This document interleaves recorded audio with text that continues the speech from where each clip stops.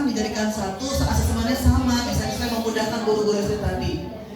Itu yang pertama. Yang kedua, ini ada sekolah yang sering gini, kita terima loh anak berkebutuhan, tapi nggak mau yang berat, maunya yang ringan. Alasannya karena kita tidak punya tenaga khusus, nggak punya shadow, tadi ada segala macam. Jadi maunya yang ringan saja, nggak mau yang berat tadi.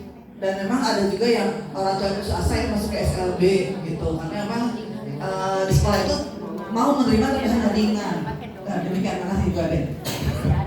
Baik Bu, yang pertama, kalau kita katakan anak kita kelompokkan yang sama sejenis, itu inklusif atau eksklusif? Oke, karena prinsip inklusif adalah menyatukan.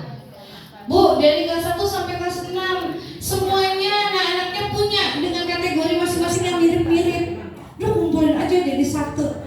Apakah si anak kelas 5 ini bergaul dengan teman kelasnya? Jadi tidak.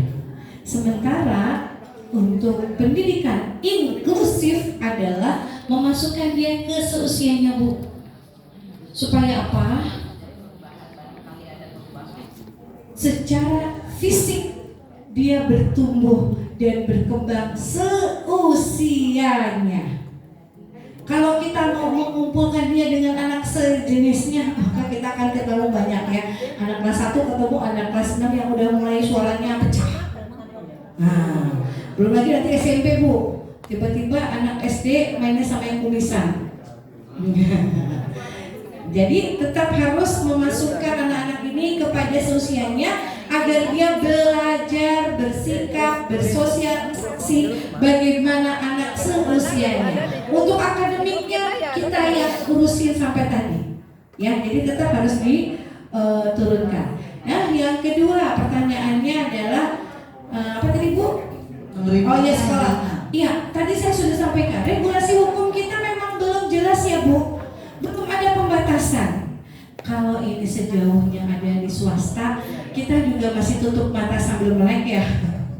Tapi kalau di negeri sebenarnya menimbulkan masalah karena PPDB, SPMB kita menerima 2% untuk anak-anak berkebutuhan khusus. Dia nggak boleh ditolak apapun bunyinya, apapun kondisinya.